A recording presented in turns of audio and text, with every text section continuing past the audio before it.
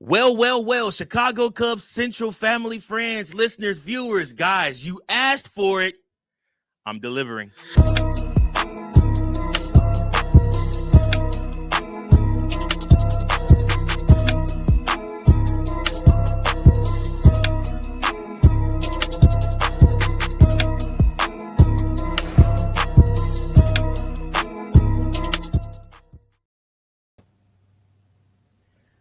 Man, oh man, I am ecstatic right now, guys. I can't tell you how happy I am to have one of the best knowledgeable minds about Cubs baseball right here on the podcast, talking with me today.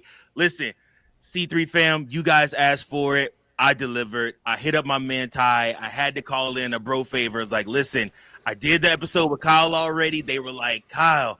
They was like, Kyle was great. Kyle was great. Somebody else you ought to get on. You ought to get Ty to come on. Get set up, man. Ty to come on. So literally, guys, I saw you in the comments. I heard your tweets. I saw everything that you guys put. I give you none other than the man, the myth, the legend, Ty Lumen. Set up, man. Ty in the building. What's up, Ty? Oh man! First off, thank you. You are such a kind man for all the kind words. I appreciate that, brother. That intro video is so sick, dude. That is so sick. I saw, but it's I obviously have watched your show before. Yeah. But when you're sitting in the background and you're building me up like it's a WWE event, and all of a sudden you throw that intro in there, I'm like, where's the nearest brick wall and how can I dent it? That was incredible, man. But thank you so much for having me on, Mike. I appreciate you. Absolutely, bud. Absolutely. Like I said, man, everybody, Set Up Man Ty, you guys know him from the Set Up Man podcast. He is one of the hosts over there doing his thing, putting it down, giving you guys great Cubs analysts all season long and even in the off season. And I mean, like I said, for me, there are when I go to the Set Up Man podcast, I go for a lot of analytics because I know that's what Kyle gonna give me. But I also go to Ty because Ty gonna give me the feeling. He's gonna hit me right in the feels with it, and that's a lot of where I talk from as a Cubs fan and for this channel. So I knew having you on, me and you are immediately gonna click because having you on, we talk from the same place. We talk from the heart, and we talk about how the Cubs make us feel, whether that be good with signing somebody like Alex Bregman, whether that be bad, like the talk about potentially re-signing Ian Happ to another deal. Or whatever the case may be, So, like I said, which Ty, you'll find out. As much as I think I may, as much as people pointed out, I think I may underappreciate Ian Happ, but I'm also okay with if we let Ian Happ skedaddle alone somewhere too. You'll find that out as we talk more through conversation. But man, how's everything going your way, man? Man, life's good, man. I can't complain. I stopped over at the spring training site down at Sloan the other day. I live out in Arizona, so I'm very fortunate and get to go able to see that from time to time. I went last year, got to see Kyle and a few of the other folks that ended up making their way down there, like Blake Cowell as well last year, which was awesome. But this time got to step over there and just see like Colin Ray's out there throwing, Matthew Boyd's out there really getting going, for the World Baseball Classic.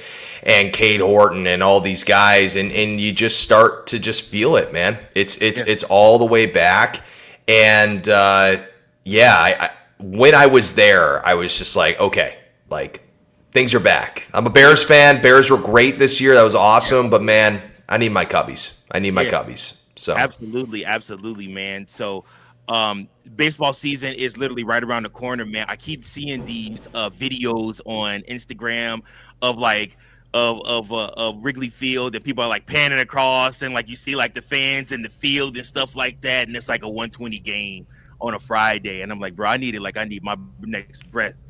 I need that like in my life, like as bad as anything else, man. It's just there's nothing better than going to Wrigley Field on a Friday afternoon for a 120 baseball game. I don't care if it's 100 degrees outside. There's nothing better than it. It's amazing. It is remarkable, the place, the feel. It's just so special, and this year is hopefully going to be the most special one they've had since 2016.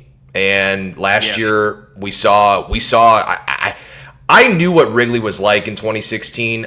I don't know if I've seen Wrigley like what it was last year and what it provided to the city, to the fans, and to the viewers that weren't in the city, right? And being able to be there. It was remarkable how loud that place was. And so, hey, credit to, I know we'll talk about a lot of different stuff here, but credit to the Ricketts and Jed for making some moves this offseason that gets this team into a position to possibly go for it all, which is pretty cool to say. That is the goal, man. And honestly, with shooting for that goal, you have to hit some check marks. And I know every Cubs podcaster, every Cubs anybody that's an influencer, anybody that supports the Chicago Cubs, anybody that reports on the Chicago Cubs, everybody was talking about what the needs were. And if you weren't going to sign Kyle Tucker, you needed to grab somebody that would be a game changer for this team. Now, albeit he's a game changer in a different way, but still grabbing Alex Bregman, man, was huge for the Chicago Cubs. I think, like I said, it restored faith, I think, from the fan base into, ownership and into the front office team, because we're like, okay, they're actually still trying to go for it. We aren't just going to trot out the same guys from last year, but we're going to add more. And now you have even more talk with Zac Gallen, man. So I know that's like the first topic we wanted to hit on, touch on today, was talking about Zac Gallen and this overwhelming feeling that now I was at like 30%. I'm like at 85% after Bruce Levine's latest comments. They were asking Bruce Levine on the Score Chicago what he thought this next big move would be for the Chicago Cubs, or what the Chicago Cubs would do next. Without hesitation, bro, he immediately said, well, I believe it's Zac Gallen, adding Zac Gallen to the team.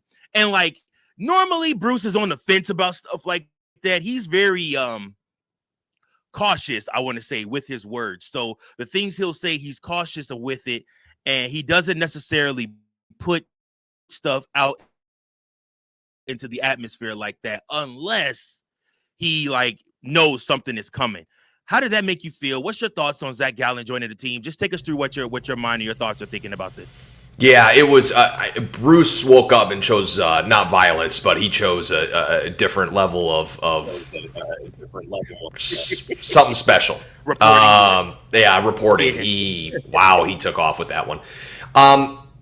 Where I'm at with the whole Zac Gallen situation, and I said this yesterday, is that it's not my money, and it's an opportunity to really add the ultimate piece of depth that you need for this rotation as you run through the season. And one of the things that I've learned, and I learned from Jed Hoyer when he sat down with David Kaplan and a lot of his conversations, and the same goes for Craig Counsell, is that you start to recognize that a lot of what baseball is these days is that it's a collection of players to ultimately get, call it 1,400, 1,500, 600, 1,600 outs over the course of the season, depending on if you go 162 or you end up going all the way to the World Series.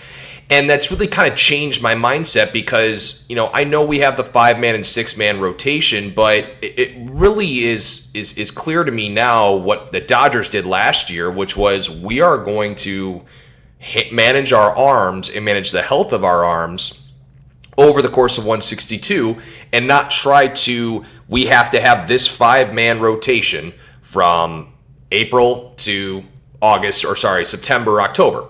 So ultimately, does it screw things up when it comes to the rotation side of things a little bit? I do think it will, because you have so many arms now. But I also think that Zac Gallen is the type of pitcher that ultimately could be a playoff starter for you. So you have to ask yourself, the question is, do we want an opportunity or a situation again where we don't start Shota Minaga game 5 against Milwaukee, versus we now have the opportunity in that game 5 or any situation where it's like a Matthew Boyd or a J-Mo, and you're not having to throw Shota. And there's nothing against Shota. I wasn't a big fan of them signing Shota back. But back to my point is that Zac Gallen is somebody that now you're talking a legit starting rotation that you can manage throughout the entirety of the season. but it does throw a little bit of a wrench into routines and what that looks like. And so I don't know. I'd be really interested to hear your thoughts, Mike, on the idea of we've gone from a 5-man rotation, now we're going to a 6-man rotation, and now you're talking 7. For me, whatever it takes to win is, I think, the mindset that guys need to start coming into with. You understand something, and we talk about this all the time. There's championship windows. And so we understand that there is championship windows, there's championship opportunities out there. The Chicago Cubs right now are building towards that championship window. And so from the time spring training starts here in a couple of weeks, everybody has to have the mindset of sacrifice. You know, it may throw off some routines. It may throw off, you know, what guys are normally used to doing. You may not get a chance to play the position that you normally were used to playing. There may be some games where you got to switch things up and, you know, guys get subbed in, guys get subbed out. You know, like I said, you may not play the full game. There may be times where you have to take sacrifice. But if you can take that sacrifice and build towards a championship mentality with that, that's what it's going to take. That's what the Dodgers do. I mean, all those guys on their own collectively are superstars. Mookie Betts is one of the most likable people in the whole world. I love his podcast. You know, Freddie Freeman. Who doesn't like Freddie Freeman? Frederick. You know, like we love Freddie Freeman. You know, like I said, I mean, Shohei Ohtani is the best baseball player in the world. You cannot not like Shohei Ohtani. Now, Kyle Tucker has a punchable face, but you know that is what that is. But you know, like I said, but as far as you know, the rest of those guys, it's very hard to hate the Dodgers. They sacrifice. They understand like what they're going to do. Now, they don't sacrifice their money, but they sacrifice their name. They sacrifice their, you know, their image for an opportunity to build towards one thing, and that's winning a championship. Mookie said, I want a ring for each finger, and I'll be damned if he ain't close to getting it, Ty. That type of sacrifice are what the Cubs are going to have to come into this season with, especially our pitchers, because I know it's going to throw some guys off, especially if this Zac Gallen thing does end up happening. But I'm all for it if it means that at the end of the day, we're in the NLCS standing up against the Dodgers, and we get to get creative like Dave Roberts gets to get creative with his rotations. That type of flexibility is what you really need to win. You know, I mean, if you really look at what the Cubs had last year, pitching wise, they weren't built to win. They went that rotation took us as far as it could go. They weren't built to go all the way to the World Series. They just weren't. Now, could they have gotten past the Brewers? Sure. But you would have got stumped by the Dodgers anyways, because you would have had to throw out Shohei Imanaga out there. It would have been curtains. It would have been lights out. And Matthew Boyd was on the decline a little bit too. It would have been lights out. It would have been ugly. So I'm happy. I'm happy it happened to the Brewers. Couldn't happen to a better team versus happening to us.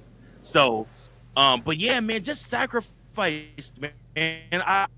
I want this team to come into the season with the mindset of we got something special here. Like we had something last year, but we got something even bigger and better this year.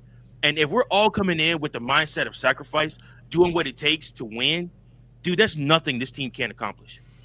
Oh, it's so well said, and the sacrifice thing you talk about is so critical. I mean, a lot of fans have probably played this beautiful game that we call baseball, and ultimately there's a literal piece of the game called a sacrifice bunt, which I'm not saying is good or bad, but there are terms in this game that lead to a win, and how do we win ball games. And I think also too, one of the things that I'm really curious to see this year with this rotation is you talk about the health aspect, right? So Matthew Boyd throwing the most innings he's thrown, I think, since 2019. Right?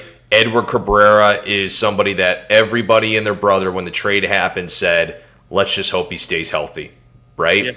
Cade Horton, obviously, his first real true workload in a season, really, gosh, since college. Yep. And so you're talking right there in technically, without Steele, those are the three guys that you look towards and say, my dog, I'm so sorry, my dog is he gets excited when we talk Cubs. But like those three guys right there are so volatile.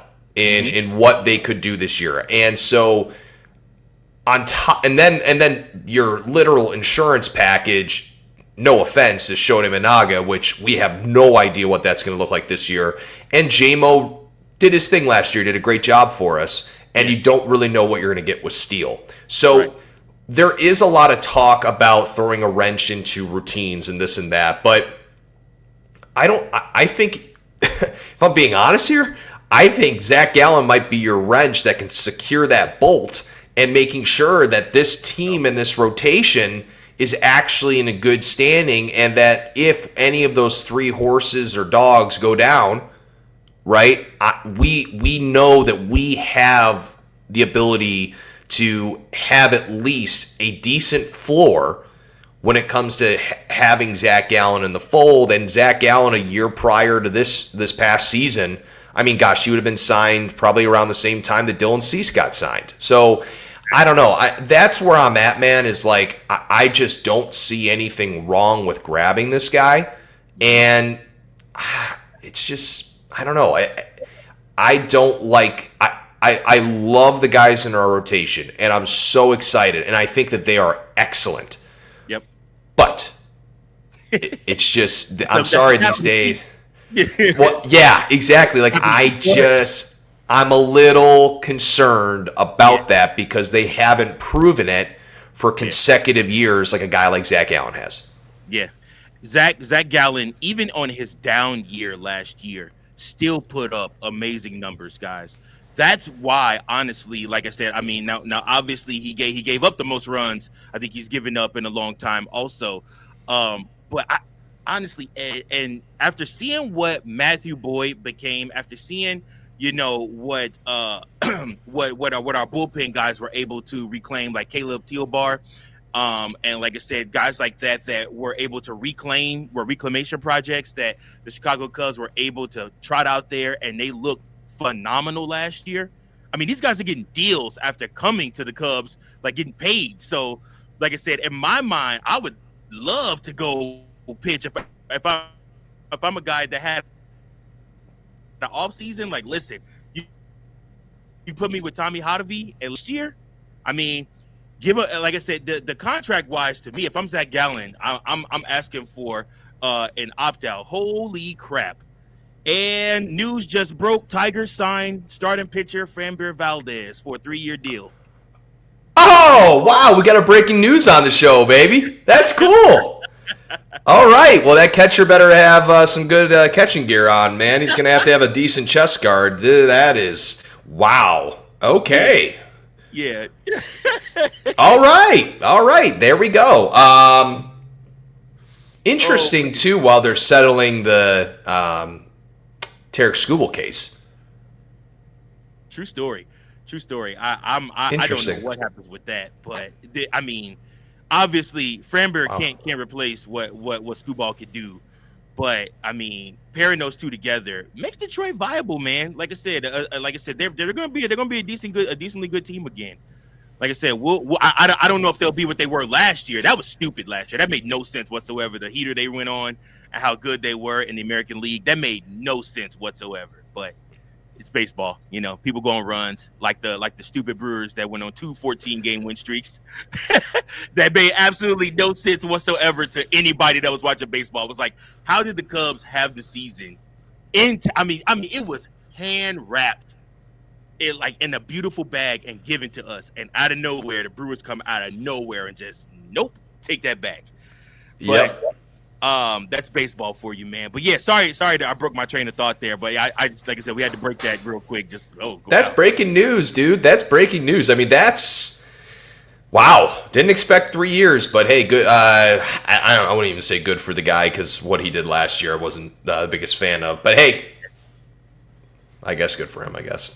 But that might lead you to see. I mean, I'm curious. They just broke the news now. It just came across my screen, but curious to see his deal might actually look a little bit like what Zac Gallen's deal might look like as far as its makeup, if there's opt-outs, if it's a 3-year deal, how much the money is, things like that. So I think these two, because these two have been mentioned a lot. I've done episodes on these two here on the channel. So, I mean, it's interesting. We were talking about Zac Gallen as Framber Valdez news comes out, because Zac Gallen is pretty much the last domino now really to fall as far as pitching-wise, starting pitching-wise now, when you're looking at that upper tier. So I'm wondering what he's going to ask of the Cubs and if they're going to be willing to do it, man. It's going to be interesting to see. Well, it looks like, and you said it, it looks like in Jeff Passan's second tweet below that, there is an opt-out in the contract after the second season. Okay, interesting.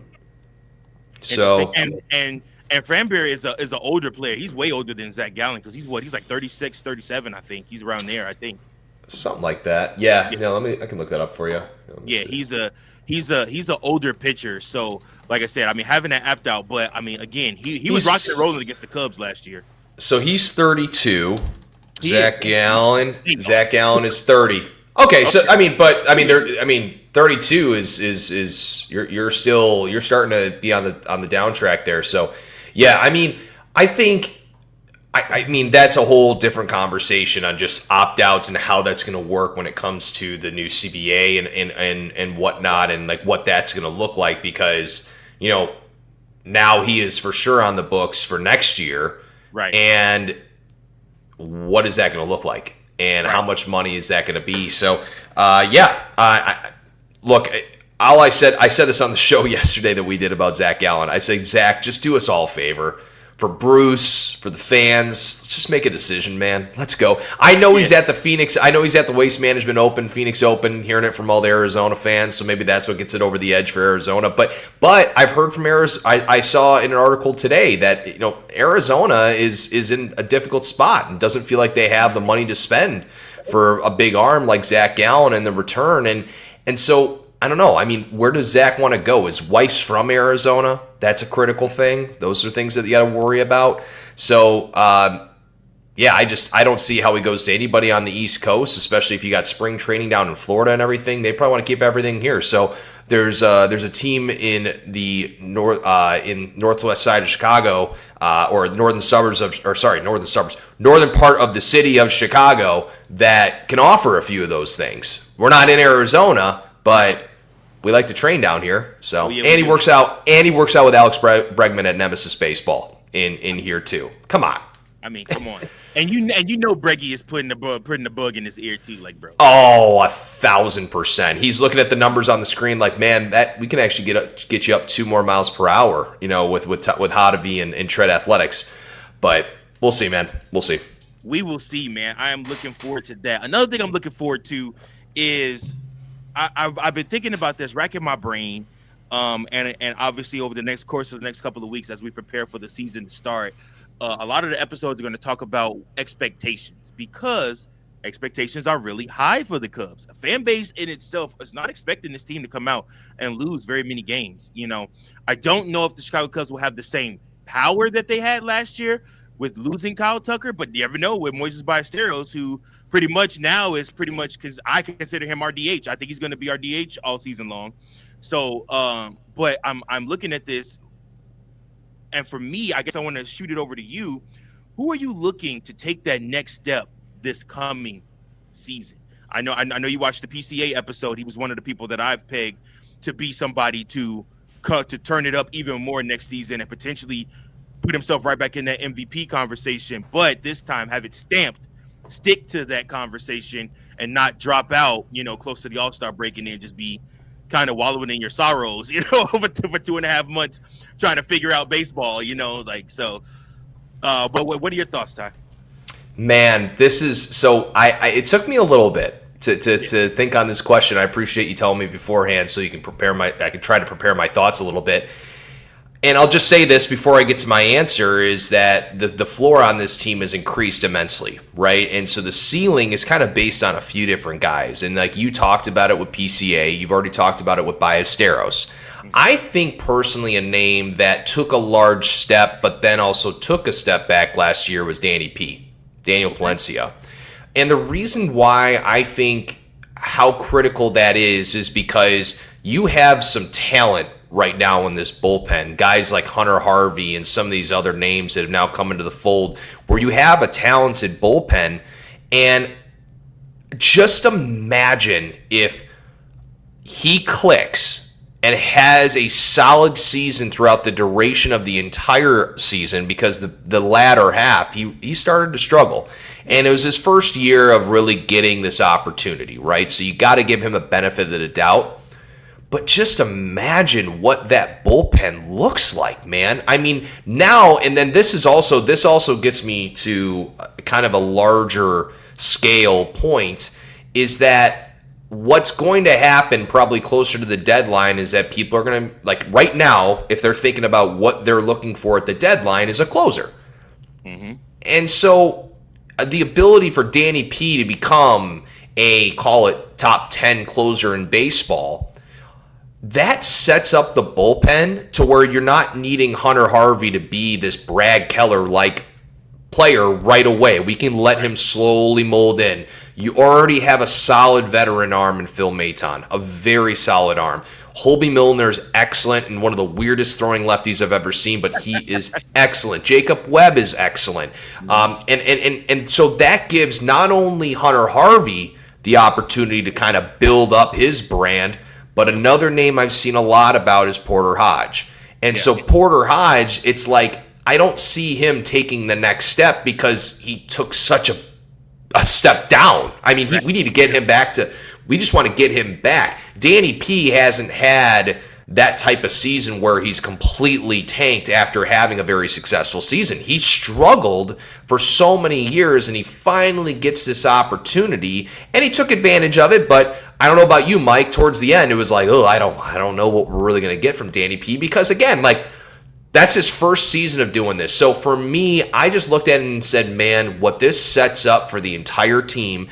And then, like I said, the larger scale of not only the players that are in the bullpen, but now we're talking potentially you don't have to get rid of your prospects that you're going to need for the future because you went out and got this, this call it big time closer at the deadline, and you're adding guys in the back end so where you're not having to give up as much. And maybe you want to go get a big bat instead. So I think Danny P, for me, is somebody that I'm really, really, really going to keep a close eye on and see, can he manage an entire season as the Cubs closer? Because, and I was going to ask you, are you looking at Danny P as the closer, or are you looking at the bullpen as outgetters? Like, are you in that mode of just like, let's just have as many outgetters, I don't care who is the closer? Like, where's your head at on that? Because I think there's traditional baseballists that say, Danny P's our closer, he's our closer. Now the new model of baseball is well, Danny P's actually better set up against the lineup that's coming up in the 8th versus the 9th. Mm-hmm. So for me, I was going to tell you this on when it was my turn, is I love the way Craig Counsell used him in the postseason. I've said that. I've been on record. I loved it. Like, because he looked confident. He looked so much more confident coming in, especially in that series against the Padres. He looked so much more confident coming in the 5th and the 6th and just getting outs, just being able to be that flamethrower and just getting outs. There's a lot of pressure that comes with that 9th inning, and you put that closer role on somebody. You do the lights for them, the intro video, all of that stuff. All the pomp and circumstance that comes with that type of stuff, man. And that puts a lot of pressure on guys. And we saw Danny fold under that pressure. Now, again, for the first part of the season, he was amazing. He looked comfortable. He just looked comfortable. And then, like I said, you give up a couple runs, though. You lose a couple games, and it's on your back, and you're wearing that, and the media starts talking to you. You got to be able to close in and remember, refocus and close in and say, listen, my coach, my team believes in me. Whatever anybody else is talking about out there, I gotta zero all that out, and I have to focus in on what exactly we're doing and what I'm trying to accomplish as a closer. And I'm hoping that's the next step.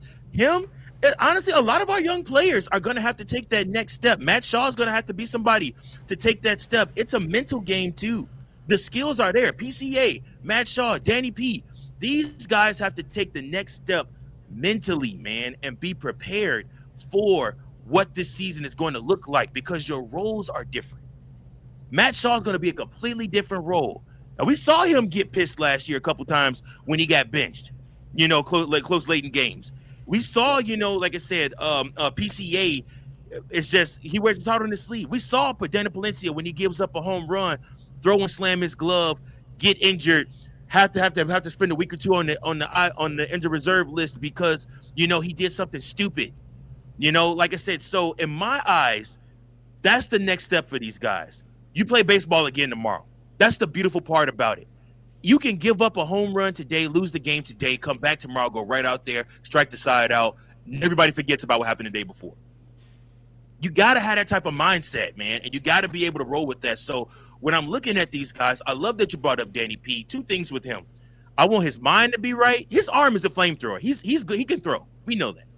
His mind needs to be right, in the right place, mentally, and he has to stay healthy. Stay off the injured reserve list as healthy as possible. Like I said, to me, that IL list, man, is going to be a thing for the Cubs this season. I look at this team and I say to myself, man, there's nothing we can't accomplish if we have health. And Craig admitted it at the winter meetings. The Cubs had it, and he said last year the Cubs had pretty good health. He felt, and that's even with, having Kyle Tucker go down, Shota Imanaga go down, losing Justin Steele, all these things. I'm like, if he thinks that's good health, what is he prepping for this season? Like, I'm nervous, So I 100% agree. And you brought up a great point when talking about health and what that looks like for the organization throughout. Because I was talking to Rich Biesterfield, who does amazing photography online. He's a private photographer who goes to all the Sloan. Goes to all the Cubs activities at Sloan Park and takes pictures. They're amazing. And I was talking to him, and he said, there's a lot of pitchers and players in this organization that just unfortunately have not been healthy enough, and that would raise their floor for the rankings. And so, this is real across the organization. Now, I will, like you said, though, the MLB squad was pretty healthy the entire way through. But what we saw was just a little bit of inexperience. And that inexperience, sometimes, that is just unfortunately what comes with it. And like I said, with Danny P., that's what kind of happened, was the guy got out there. He had his opportunity. He was so solid for a good portion of the season. And then all of a sudden you recognize the fact that you play 162 of those. And it's difficult, man. I mean, dude, baseball is a long season. We see the ebbs and flows of some of these players, man. It's gnarly. And so for a young guy who hasn't had that opportunity yet, when you start to lose it, it's like, well, how do I get it back? Because when I got it back, that was amazing, but that took a long time for Danny P to build the confidence and get the opportunity. So, he's going to have to be better. The other thing, too, is his off-speed. His off-speed's got to be on point because the fastball is absolutely violent. It's a violent fastball. And so he has to be able to nail that secondary on the outside. And then you have a very amazing bullpen with guys that you actually don't know what you're going to get in Porter Hodge. And like I said, with Harvey and even some of the newer guys, now you have a foundation. So it's should be excellent. What about you? I didn't ask who you're going to be looking for or watching out for. So I do want to answer your first question first.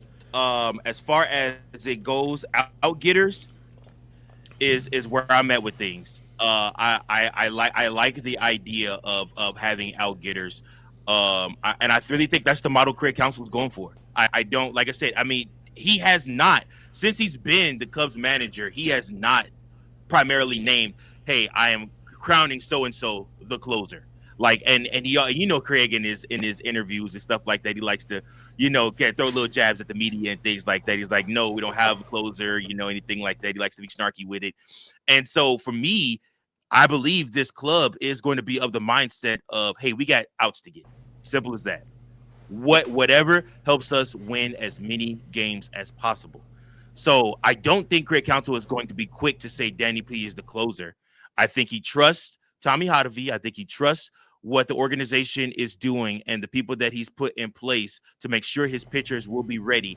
And more than that, I think, and I truly believe in my heart of hearts, he trusts Jed Hoyer to rebuild that that bullpen in the middle of a season if needed. Like, I mean, the stuff Jed Hoyer did last year with that bullpen, I'm talking about that was some wheeling dealing Ric Flair style. Like that was like, I'm like, dude, where did he find these guys from? These are people that I'm like, these people, I thought they were out of the league, bro. And they're coming back and they somehow are contributing to winning. And we're like, that'll play. You know, I mean, like I said, and the biggest one of all is Brad Keller getting that 3-year deal with Philly off of a reclamation project with the Cubs.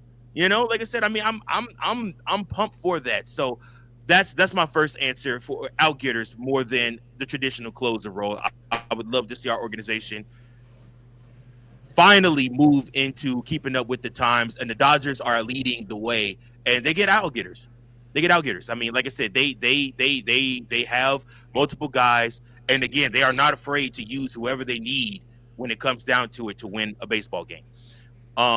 As far as who I'm looking for to take that next step for the Chicago Cubs, again, PCA I know is the easy answer, and that's who I did my episode on yesterday. But I also want to see Moises Ballesteros. I want to see what he looks like a full year in that DH role. I want to see what that looks like. I want to see if he can put it together, hitting with, you know, with Seiya Suzuki, and hitting, you know, like I said, with Ian Happ, hitting with Michael Busch, and those guys. I believe Bushy, and I said this with Kyle.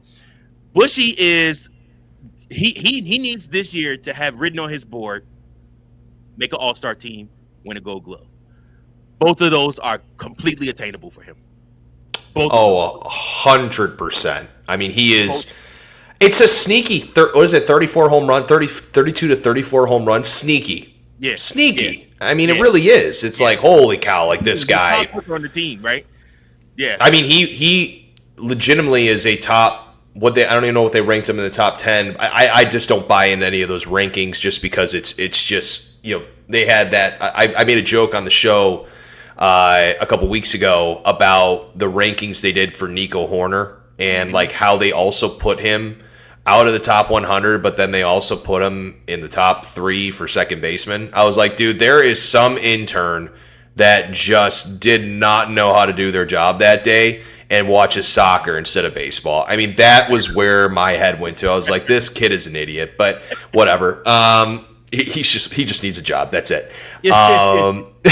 But yeah, no, I mean, I agree with you. Ballesteros, you know, the thing I remember about Ballesteros was that double to left center off of Freddie Peralta in Milwaukee, and that was at a time, if I remember correctly, was the Cubs were struggling a little bit offensively, and of course it was against the Brewers, which made it more critical. I think they ended up not getting swept in Milwaukee. Was that what it was? Correct.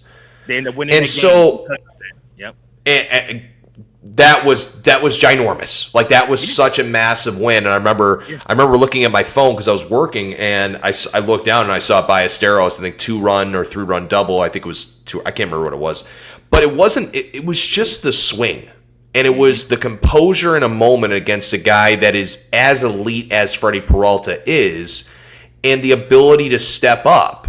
Like, dude, those things just aren't measured. Like, they're just not. You talked about it at the beginning where it's like you talk more about the feel aspect of the game and, like, rather than the numbers. Like, that is not normal. Like, that, especially from a rookie, it is not normal. So, the bat is unbelievable, and I agree. It would be a lot of fun to watch this kid just get the DH role for the entire year. And the best part is that you have Matt Shaw as a backup plan for Bregman, so if Bregman needs to get DH time, like, you have a beautiful situation right now. So, I am very excited to see what Ballesteros does. He is, that bat is legit. Absolutely, absolutely. So, for me, I want to see what the kid can do, because we've been told he's untouchable. Like I said, if Cub fans have already fell in love with Moises Ballesteros from the moment he hit that home run that Anthony Rizzo almost caught. They fell in love with the kid. So they're like, oh, no, we can't trade him. Me, listen, I am a longtime Chicago Bulls fan, longtime Chicago Bears fans, longtime Chicago Cubs fan. And I try not to get attached to players. Like, I have watched the Chicago Cubs dismantle our championship team. I watched the Bulls trade Derrick Rose to the New York Knicks after he was my guy. Like, I cried last 2 weeks ago when his jersey went up in the rafters, because I'm a Chicago kid, born in the city, born and raised, to watch another Chicago kid like get his jersey in the rafters, bro, in Chicago and live there. Like, I'm taking my son to his first Bulls game at the United Center in 3 weeks, and bro, to be able to say that I'm gonna be able to sit there and see the number one up there in the rafters, no better feeling than that. But like I said, for me, I don't fall in love with players. I understand that players are assets. You know, like I said, they're there for a purpose. Once they serve that purpose, they will get rid of them. You know, like I said, if they're not serving that purpose anymore, it takes the Bulls a lot longer than everybody else, but they will get rid of them eventually. You know, like I said, like even this guy, you know, we just celebrated, you know, the other day, you know, Sammy Sosa, you know, being traded. What was it? Was it the Giants or the Padres that he went to once he left? Oh God, I'm so sorry. I actually can't remember. I have to look it up now, because Go ahead. I got something to say about D Rose too, because I know it's Chicago. I mean, you talked about crying when you saw his number one go up, which was an incredible ceremony, by the way. That was phenomenal. The Chicago sports lately for the Hawks, when it came to Taze and Kaner coming back, with the Bulls doing it for D Rose, and just celebrating these people that provided moments that literally are ingrained into my childhood, at least. That's both of us. I will say when D Rose went down, I was in my basement with a bunch of my buddies, and we all left, because we were like, this is it. It's over. But it tells you, man, that's how cool sports is, dude. Like, Sammy Sosa was that to so many people, dude. Yep. Sports is the coolest thing, man. So, not to go on my soapbox about that, but this is sports, and this is what it is. And so why like fans talk and want to learn so much from people like yourself or Kyle or Locked On or any of these other shows is because, like, these players and these teams, man, they just provide something that I don't even know how they do it. I really don't. So again, I'll get off my soapbox, but that's the way I feel about sports. It's just so cool. So that's why I want this team to be so good, because I want 162 games to be like, I'm on the edge of my seat, and Ballesteros is coming up in the 7th hole, and we still have a chance to win a ball game. I mean, we haven't had that. We haven't had this. No. So I'm fired up, dude. Fired up. February 2nd, 2005, Sammy Sosa was traded to the Baltimore Orioles. That's what it was. For second baseman Jerry Hairston, infielder Mike Footnot, and pitcher Dave Crowthers. I saw Jerry Houston at a restaurant out here, I think like a first watch, and I was way too nervous to go up to him. But he was also like half my size, so that was also like kind of awkward. I was like, I don't know how to handle this conversation right now. I'm just going to tell people that I saw him, and it happened. I saw him. That's it. I saw him. He was wearing like a cool white sleeve. I don't know. Maybe he had some like tendonitis in his elbow. I don't know. He's a cool dude. That's great. That's great. But yeah, man. So like I said, for me, this season is a prove-it season for a lot of people, man. This season is a prove-it season for. I know Kyle over on Locked On has you guys talking a lot about Justin Steele. You guys can't wait to see what Justin Steele comes back and what he looks like, especially since he's already throwing bullpens. That's insane. Obviously, I've mentioned Moise Ballesteros is who I'm watching. Obviously, I want to see what he does. PCA, I want to see, can he take that leadership role? PCA, slowly and surely, him and Caleb Williams are the face of Chicago sports right now. And I love that they linked up, bro. Like, that is the best thing ever. Like, they were like best friends. PCA last 3 Bears game, he's at every game. They went to a Blackhawks game together. They went to a Bulls game together. They're hanging out in the stands, like I said, and they're like, I mean, it's just like, yes, this type of camaraderie with Chicago sports is what we longed for and needed. So seeing those two, so PCA taking that next step and becoming the face of Chicago sports, and then of course, like I said, I'm really intrigued with Moises Ballesteros and Matt Shaw. I really want to see how they adapt to their new roles and what they will bring to the table, and if they will be able to deliver in those roles, because that will tell a lot. Because again, I hear a lot of this untouchable stuff. You can't trade Matt Shaw. You can't trade Moises Ballesteros. They're untouchable. And again, Moises and Matt Shaw are both really, really young. And I'm not saying I'm hinging their untradeability off of one season. What I'm saying is, is every season you want to see progress. You want to see these guys get better and better and better. I love the progression of Nico Horner. I love how he slowly but surely became what the Chicago Cubs needed him to be. I mean, remember we had Javi Baez. You know, like I said, they were like, who needs this little white kid Nico Horner? We got Javi Baez. Baby, come on. Who needs this little kid here? Dude, Nico Horner has become by far one of my most favorite baseball players. I love what he does on the baseball field. I love the way he plays defense. I even love his at-bats. I love watching, and because most times we appreciate the home run ball. But the art of going out there and making somebody as amazing as Paul Skeens work to get you out, I'm like, bro, you can't help but respect that. You can't. You know, the eye test tells you, dude's legit. He makes Paul Skeens sweat. It's amazing. I love it. Oh, it's a great lineup. It's a balanced lineup, and you know, this is these trade rumors. We talked about it on our show yesterday, where the Boston Red Sox fan base and community is what has created this quote unquote need. So I just hope that we don't make any moves, because this feels like a team that can do something. And I don't know. There's something about losing a guy like a Matt Shaw that I just think he is loved by his teammates. He's a great guy, and he works his ass off. And there's just something about that where it's like bringing in another arm that's young, and you have no idea what you're going to get in a pivotal year. I just don't buy it. So that's what I said, was like the Red Sox have put themselves in this situation. You know, it's like how can I relate it to it's like, you know, it's like almost in high school when the kid in the, you know, who's next to you in class forgot to study for the test, and then he's asking you for answers when you're like, dude, I took the time to study for this damn class. Like, right. You're not. Like, Breslow wants to screw everything up and trade away Devers and do all that crap. Like, let him be the kid. Yeah, let him be the kid who gets the F in the class. I'm good. Like, the Cubs right now, Jed Hoyer, you got a B+, brother. You're a really good student. Now let's go up to an A. And I feel good about it, man. I feel good about it. So does that Zac Gallen move get Jed to an A in your mind? It's a really good question. Or is there a subsequent move that gets you there? I have an idea. I have a really wild one. But I don't know if people are going to like it. You want to hear it? You want to hear it? Okay. If we do want to give the kid who's getting the F in the class a few answers, okay? Okay. I said this on the show, and I said it at the end, and I was just like, I kept thinking about it. I thought about it on my drive to work today, and I was sitting there, and I'm like, could this make sense?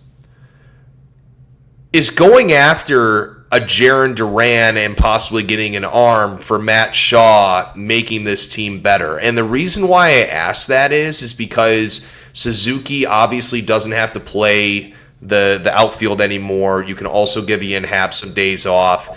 And now you have Jarren Duran, who is under control for 3 seasons.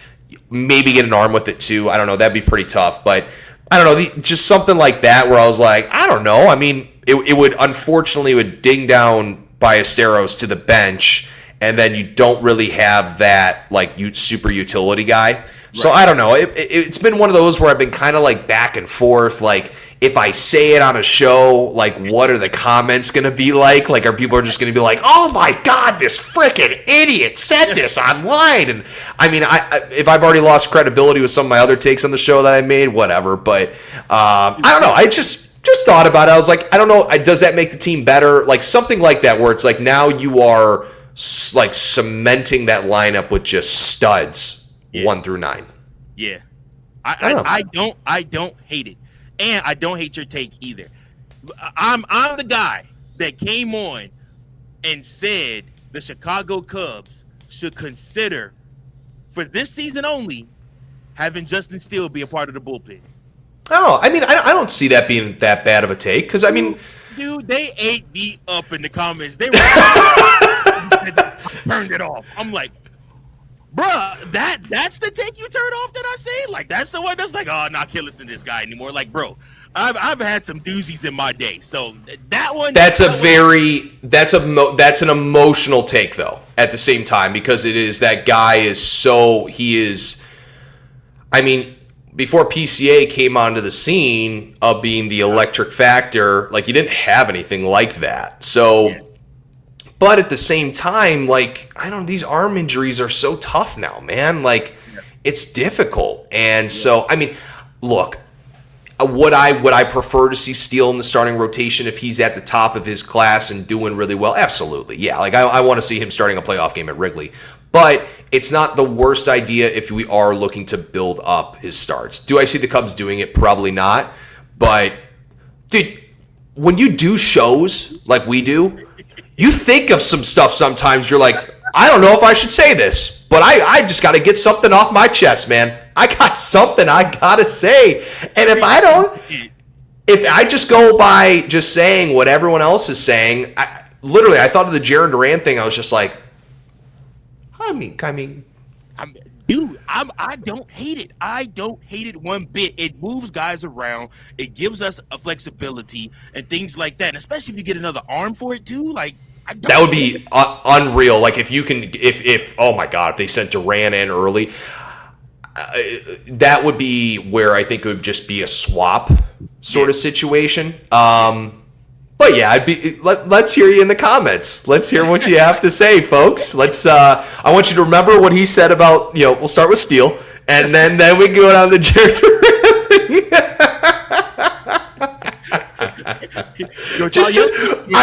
Steele stuff. I told you guys. I was like, okay, I'm sorry, my bad. Damn.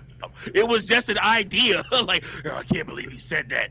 I can't believe he said that. Like, bro, like, relax. I'm not the GM. It's not my money. I'm a guy that's sitting in the studio talking about sports, trying to entertain you folks. Damn.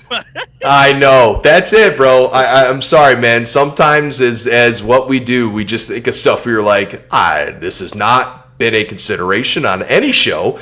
Not recommended by any other show or any other person in the industry.